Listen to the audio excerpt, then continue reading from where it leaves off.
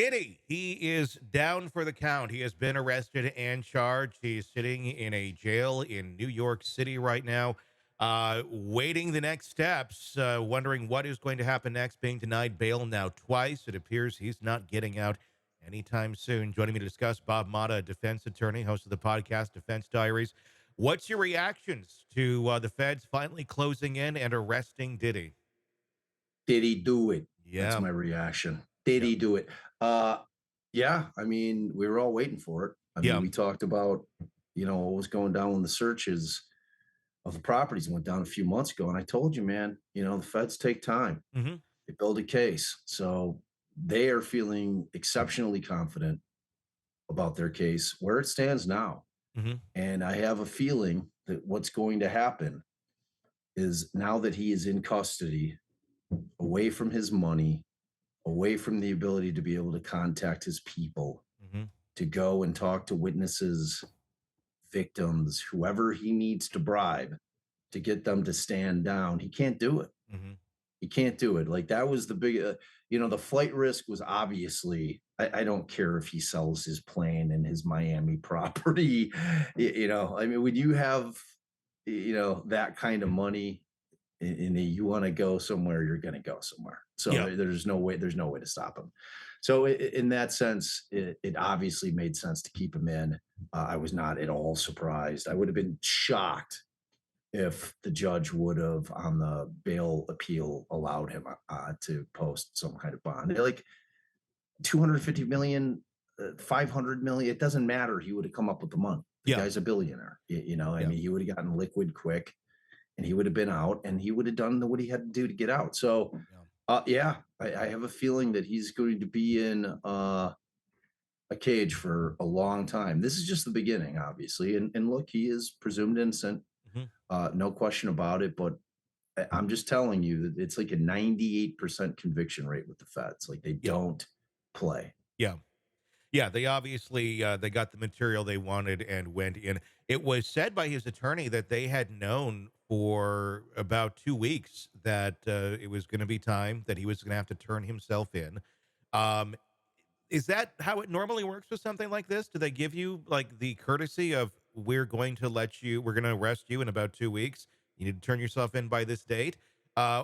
Because then they said that they went in the night before Monday because he was expected to turn himself in on Tuesday, I guess. But they went and got him at the hotel the night before. Yeah. In state cases, no, it doesn't typically Mhm. work like that. Like, that's not to say that if we find out through a client that a cop has called them and said, "Hey, we want you to come talk to us." Mhm. We typically know that that means that they're probably going to arrest them, Mhm. but that they want to have a discussion with them first. When you're talking about the feds, it, no one, I mean, post searches, everyone on Diddy's legal team knows what's coming. Mhm. Like this wasn't a surprise. It was only a matter of time. There wasn't a question of are they going to arrest him?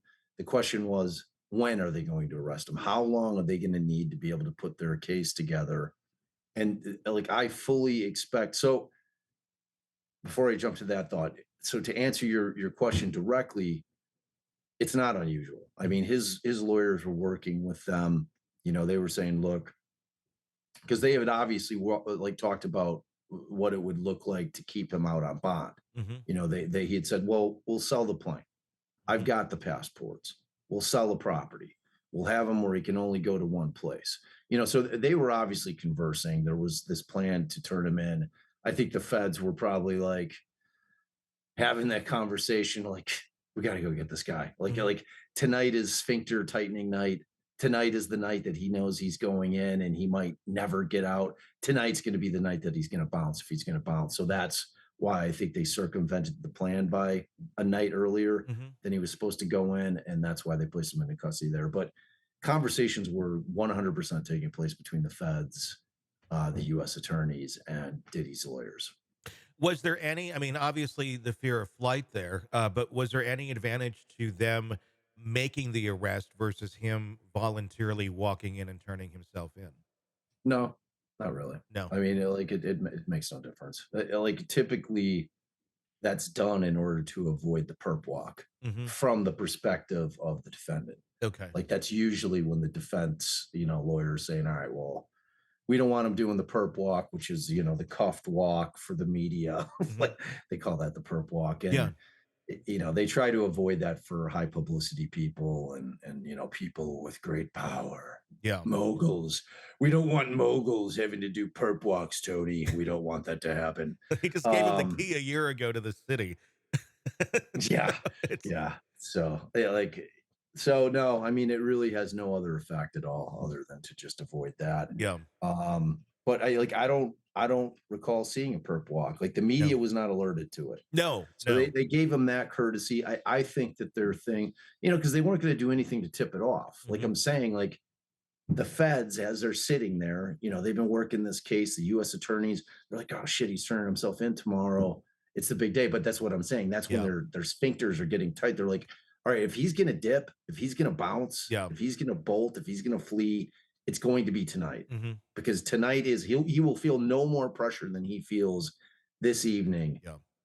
like in that condo or in that hotel room, Hmm. and that's that. So like they, in order to circumvent any possibility of him actually trying to flee, because it's like, think about it, it's like that night before you're going in and your lawyer's telling you, dude, like we're going to do everything we can here, but Yeah. you By got so all the money much. in the world, bro. Yeah. Like the judge is going to know that you're a flight risk, and you are a flight risk. Hmm. If I'm Diddy's lawyer, I'm having that real conversation. I said, look, we're going to put everything that we can on the table, but you have to be, pragmatic about this. This judge is going to believe you are what you are, which Yeah. is a flight risk. And they're coming with a lot of evidence that you're intimidating witnesses and that you're buying them off, paying them off in order to keep them silent, and all those things. They're flying in the face of any judge saying, "Yeah, I'll let you out on bond." So There, yeah, I was not surprised.